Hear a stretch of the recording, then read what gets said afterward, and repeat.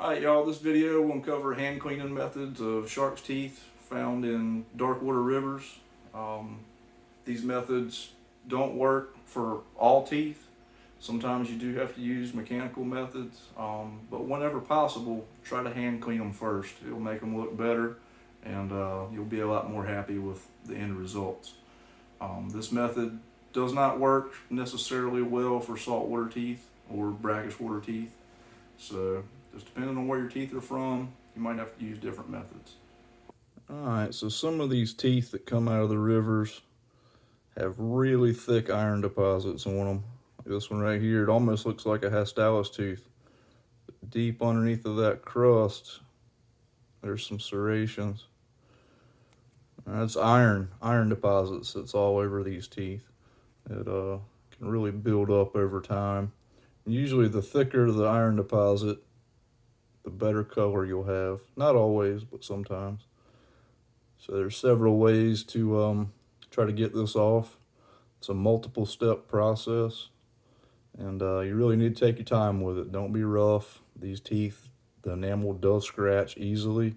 So on a tooth like this, how I like to get started, just take a good look at the tooth, see if you can see any weak points anywhere that you need to be more careful with than others.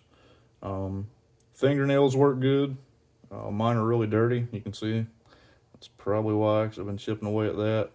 You can also take a Hastalis shark's tooth, it works pretty well, and just kind of just chip that crust away just a little bit at a time.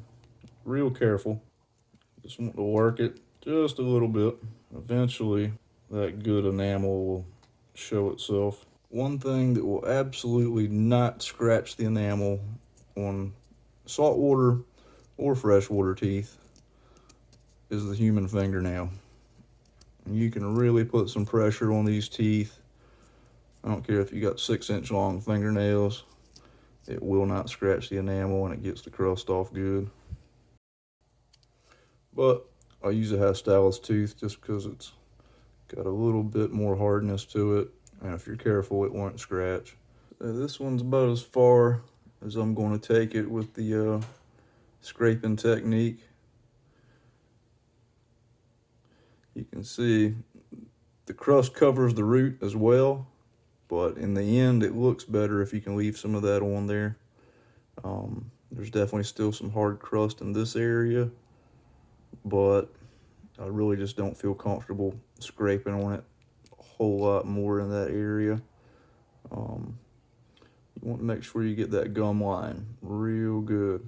It's a little bit tougher on great whites than it is with Megalodon. Alright, so now we're going to go to the back side. Spend about 20 minutes on the display side. So we'll go to this side here, see what we can do. This is always easier when the tooth is dry initially, for this step anyway. That tooth get nice and dry and that stuff flakes off a lot easier.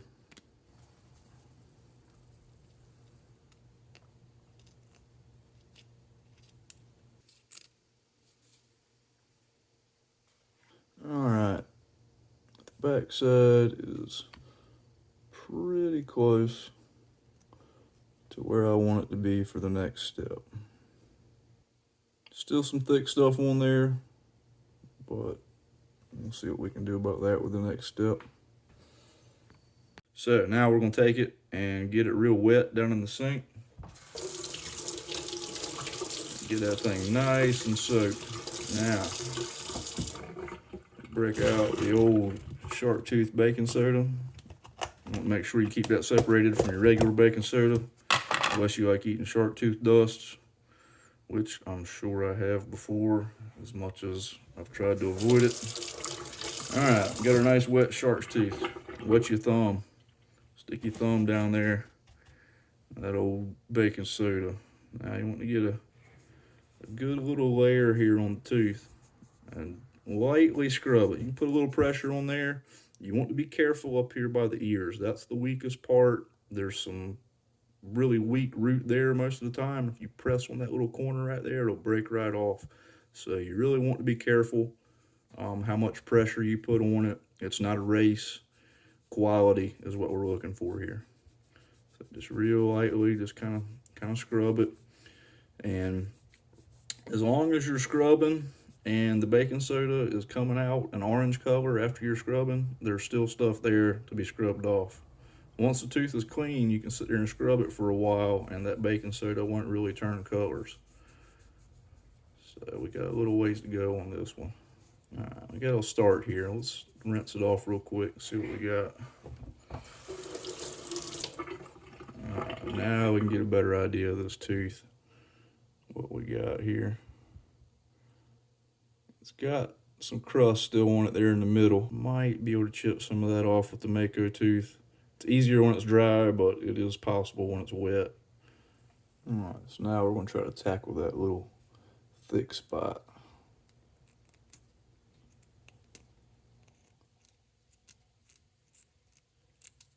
Yeah, it's coming off nice, actually. All right, we got the front side, that large mass all chipped off. Still see some spots there. It's all going to be baking soda scrubbing from here on. Might take some time, but it will work. I got some large deposits on the other side as well. Going to go ahead and work on these right now. See if we can get these loosened up a little bit. And in between these serrations, your fingers do work really well. They fit inside those serrations well, and you just want to just keep working it. It's going to take a while. And every once in a while you'll find some serrations that, your fingers just don't really get into well. I found that a sponge is good for those. You can just wet the sponge, put a little bit of baking soda on the sponge, and that'll help you get in those serrations real well. And they're harder to get to ones. Some of those big megs have just like huge serrations, and they get so deep you can't really get to them with your fingers. But yeah, try a sponge. Sometimes when you're scrubbing, you kind of want to do like a dry scrub, what I call. You'll start to run out of moisture on the tooth during the first fingerful of baking soda. You come back on it with just another fat fingerful, and now there's not really any moisture on the tooth there. So that sometimes will help scrape those large deposits off that you can't really get while you're wet sanding. It's still wet, but it's just not as wet as it was.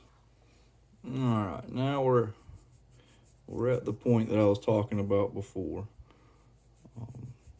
You can baking soda scrub the tooth on both sides, and the baking soda isn't really changing colors at this point. It just stays white. So what that tells me is we've got most of the iron off of the tooth now.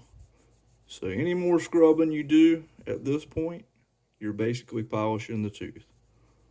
You don't want to do that. So this tooth is done being scrubbed. It's done being cleaned. I'm going to rinse it off, stick it outside, let it dry out for about 30 minutes, and I'll show you what it looks like in the natural sunlight.